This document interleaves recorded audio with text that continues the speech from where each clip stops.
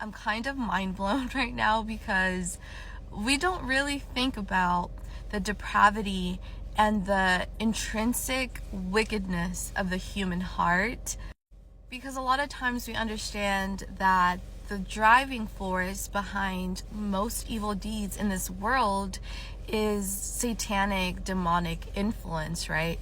That is a direct result of that influence. But I just want to preface this, first of all, by saying that what I'm about to say, it is not so that you stop loving people less or that you don't forgive them, because if anything, it should make you have empathy, pity for other human beings, because this shows the deep separation of the human race and God.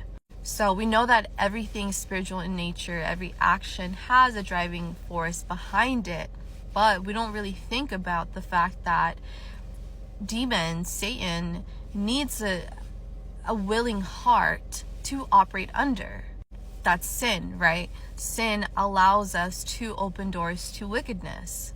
I've watched a lot of near-death experiences and heard a lot of testimonies where God intervenes seconds before death in someone's life, and then this person ends up finding God, and then they share the gospel, and then they become a strong vessel of God. And so it just shows that, God is all-knowing, right? He knows our entire lives. He knows if we end up choosing him or not. And so a lot of times he ends up saving people that he knows will eventually say yes to him.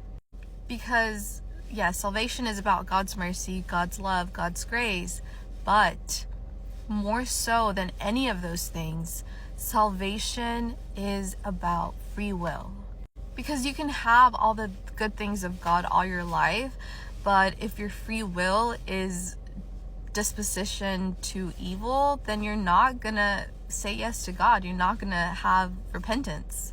It doesn't matter how much goodness you encounter in this lifetime. If your heart naturally leans to wickedness, it's always going to reject God.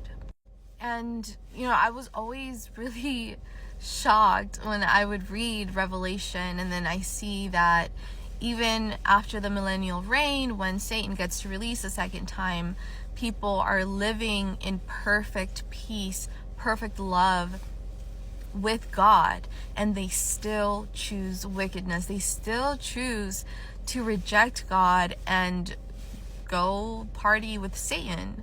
And I mean, we see it in the garden at the beginning of time, but just the fact that, okay, we go through all of this. We see the fruits of sin. We see what happens in a world that accepts Satan, and yet these people do it again. At that point, it's more than Satan. Okay, we blame Satan for every little thing, every ounce of wickedness in us. But that's not it. Some people are evil. And coming into that realization is so scary, but more so heartbreaking, because we see that the heart really is wicked. Yes, we are always influenced by unseen forces, but those unseen forces always look for a heart posture that is willing. Most people are not going to be saved. Most people are going to reject God. And this only emphasizes the deep goodness and perfection of God, because if we as humans are the closest thing as a creation to God, we're made in the image of God, and we still don't even come close to his goodness.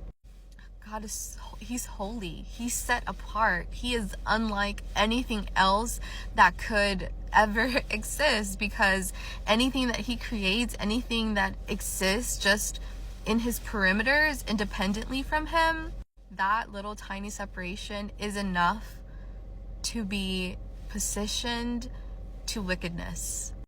God is perfect. I hope that we have more mercy with each other, truly understand how imperfect we are, and how much we really need God's grace, God's love to renew us and fix our hearts.